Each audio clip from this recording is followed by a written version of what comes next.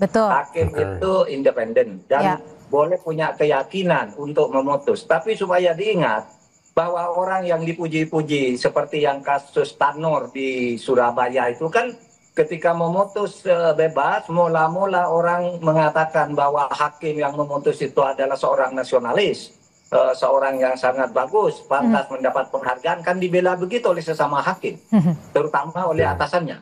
Ternyata dia korupsi, ternyata menerima suap dan ditangkap. Dan sekarang mulai terurai di mana saja dia menerima dan di mana saja dia menyimpan uang dan di mana membagi. Belum lagi Gesarov Tanur. Nah itu sebab itu bagi saya harapan bisa diberikan ke Pengadilan Tinggi dan Mahkamah Agung agar seruan Pak Prabowo atau sikap dan sindiran Presiden Prabowo itu supaya betul-betul menyentuh rasa keadilan. Jangan menyakiti hati masyarakat dengan korupsi yang begitu besar, lalu hakimnya juga hanya tertawa-tertawa ketika Harvey Mois divonis lalu saling berpelukan. Hakimnya hanya tertawa-tertawa, tidak menunjukkan rasa simpati kepada rakyat, tidak menunjukkan wajah serius. Ketiga hakim malah tertawa-tertawa ikut menyemangati Harvey Mois yang berpelukan dengan Sandra Dewi. Nah itu sungguh tidak etis sama sekali.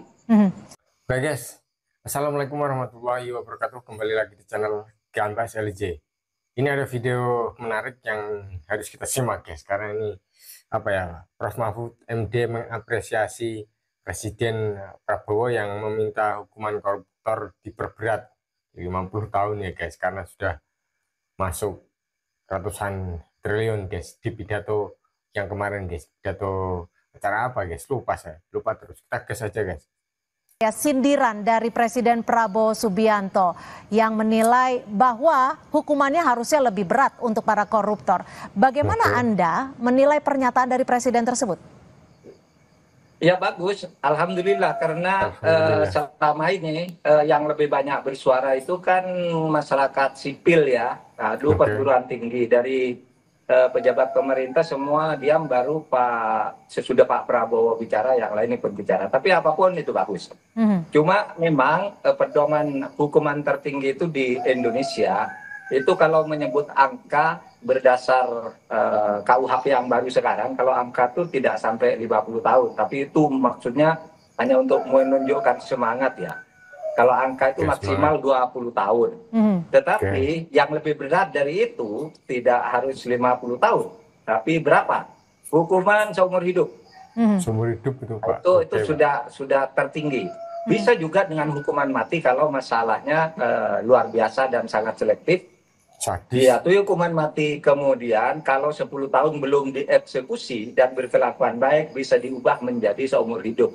Itu hukuman maksimal yang bisa dilakukan sekarang. Dan itu menurut saya semangat dari Pak Prabowo ini saya kira patut kita sambut dengan gembira untuk masa depan pemberantasan korupsi di Indonesia. Cynthia. Hukumannya ini berdasarkan perundang-undangan 20 tahun, hukuman seumur hidup ataupun hukuman mati. Dan untuk kasus Harvey Mois sendiri kan sudah masuk didaftarkan untuk banding. Lalu apakah dengan pernyataan Presiden Prabowo ini bisa membuat hakim pengadilan tinggi lebih concern lagi untuk menjatuhkan vonis nantinya? Kita berharap begitu, hakim pengadilan tinggi maupun Mahkamah Agung kalau nanti terpaksa kasasi, itu harus concern dengan masalah ini. Rasa ketidakadilan atas vonis Harvey yang sekarang ini sungguh luar biasa. Orang lain bisa dihukum 20 tahun, 18 tahun dengan dakwaan korupsi yang hanya kira-kira 30 triliun, 5 triliun. Bahkan Budi Said itu kan hanya 1,1 triliun. Hukumannya 15 tahun. Itu kan 1/300-nya dari apa yang dilakukan oleh Harvey Mois. Oleh sebab itu menurut saya dalam pengalaman pengadilan tinggi juga pernah menambah hukuman, pernah memperkuat, itu sering kali terjadi. Bahkan menghukum orang yang tadinya dibebaskan seperti Henry Surya itu dibebaskan, tapi akhirnya sesudah pemerintah naik kasasi itu langsung dihukum 18 tahun dengan denda 15 miliar karena memang pada waktu itu korupsinya Ya triliunan tidak, tapi tidak sampai 300 triliun juga. Tapi saya ingin menunjukkan bahwa Mahkamah Agung bisa mengoreksi atau Pengadilan Tinggi juga bisa mengoreksi dan menaikkan hukuman yang telah dijatuhkan kalau dianggap terlalu rendah. Begitu, Cynthia.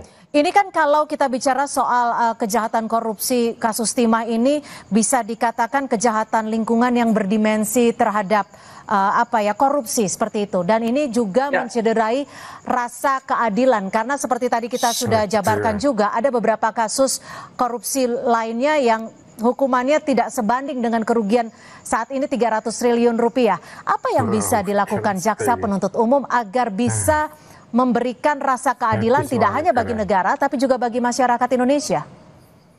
Jaksa penuntut umum harus membuat memori bandingnya semeyakinkan mungkin bahwa Harvey Moise dengan korupsinya yang berjamaah ini betul-betul merugikan keuangan negara, bukan perekonomian negara, tapi keuangan negara sebanyak 300 triliun. Dan itu yang harus dibuat di dalam memori banding. Karena yang kemarin seperti kita katakan rasanya tidak adil. Memang kita tidak boleh mengintervensi hakim. Betul. Hakim itu independen dan boleh punya keyakinan untuk memutus. Tapi supaya diingat bahwa orang yang dipuji-puji seperti yang kasus Tanur di Surabaya itu kan ketika memutus bebas, mula-mula orang mengatakan bahwa hakim yang memutus itu adalah seorang nasionalis, seorang yang sangat bagus, pantas mendapat penghargaan, kan dibela begitu oleh sesama hakim, terutama oleh atasannya. Ternyata dia korupsi, ternyata menerima suap dan ditangkap. Dan sekarang mulai terurai di mana saja dia menerima dan di mana saja dia menyimpan uang dan di mana membagi. Belum lagi Gesarov Tanur. Nah itu oleh sebab itu bagi saya harapan bisa diberikan ke Pengadilan Tinggi dan Mahkamah Agung agar seruan Pak Prabowo atau sikap dan sindiran Presiden Prabowo itu supaya betul-betul menyentuh rasa keadilan. Jangan menyakiti hati masyarakat dengan korupsi yang begitu besar lalu hakimnya juga hanya tertawa-tertawa ketika Harvey Moise divonis lalu saling berpelukan. Hakimnya hanya tertawa-tertawa, tidak menunjukkan rasa simpati kepada rakyat, tidak menunjukkan wajah serius. Ketiga hakim malah tertawa-tertawa ikut menyemangati Harvey Moise yang berpelukan dengan Sandra Dewi. Nah itu sungguh tidak etis sama sekali. Itu. Tapi gini, kalau dilihat dari tuntutan jaksa sendiri sebenarnya kan hanya 12 tahun hukuman penjara. Dan ini juga sempat dikritisi oleh masyarakat ketika merugikan negara sebesar 300 triliun rupiah, tapi tuntutannya adalah 12 tahun penjara dan divonis hakim 6 tahun 6 bulan penjara. Bagaimana melihat tuntutan dari jaksa penuntut ini, Prof? Ya makanya kita mempertanyakan karena kalau 300 triliun cuma dituntut 12 tahun dan kemudian divonis 6,5 tahun. Masyarakat boleh curiga, public common sense masyarakat boleh curiga ini ada permainan, ya, ini ada rekayasa, ada main mata, ada deal.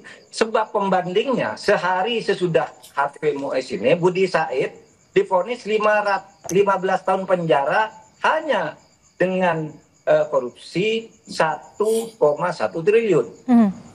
Bayangkan itu lebih dari 2 kali lipat, 2,5 kali dari yang dihukumkan kepada Harvey Moise yang 300 triliun yang didakwakan. Nah oleh sebab itu jaksa juga jangan main-main. Masyarakat itu punya logika dan masyarakat yang menafsirkan hukum, yang bisa menafsirkan hukum dan mencari dalil-dalil itu sekarang udah banyak, tidak bisa dikuasai oleh jaksa. Hakim juga tidak boleh main-main. Kami punya bukti, kami punya keyakinan. Ya bisalah, selalu begitu sejak dulu kalau normatifnya. Oleh sebab itu saya berharaplah sindiran Pak Prabowo ini bisa menjadi pendorong bagi kita semua, bagi bangsa Indonesia untuk melawan korupsi sebesar-besarnya. Saya pakai. Prof, kita masih akan melanjutkan. Prof Mahfud MD, Prof Mahfud, kalau dilihat saat ini kan apa ya, bisa dikatakan pemerintah sebenarnya tidak bisa mengintervensi karena ini adalah kasus hukum, sudah ada domainnya masing-masing. Tapi di sisi lain, masyarakat Indonesia juga sebagian besar saat ini sudah bisa lebih kritis dan melek hukum. Apa yang bisa dilakukan ketika kasus ini yang kini menjadi sorotan bisa menjadi pelajaran bahwa ketetapan hakim nantinya bisa menjadi efek jera bagi para koruptor? Ya, masyarakat, pemerintah memang tidak boleh intervensi, tapi pemerintah juga boleh menyatakan sikap. Dan berkali-kali pemerintah menyatakan sikap atas vonis yang terlalu ringan. Ya, itu memang boleh saja. Caranya gimana? Ya bisa naik banding, kemudian masyarakat juga bisa mengawasi melalui logika-logika yang dibangun sehingga menimbulkan public common sense yang tidak bisa ditolak. Itu saja caranya. Dan oleh sebab itu hakimnya kita awasi, jaksanya juga kita awasi bersama-sama lah. Begitu. Tapi Prof, kalau dilihat ini kita bicara masyarakat awam lah ya. Ketika jaksa penuntut umum menuntut 12 tahun penjara, tapi sindiran yang disampaikan oleh Presiden kalau bisa seberatnya atau 50 tahun. Apakah nanti divonis baik itu mungkin banding atau kasasi bisa lebih dari 12 tahun? Bisa, di dalam banyak kasus bisa gitu. Terutama dulu zaman Mahkamah Agung di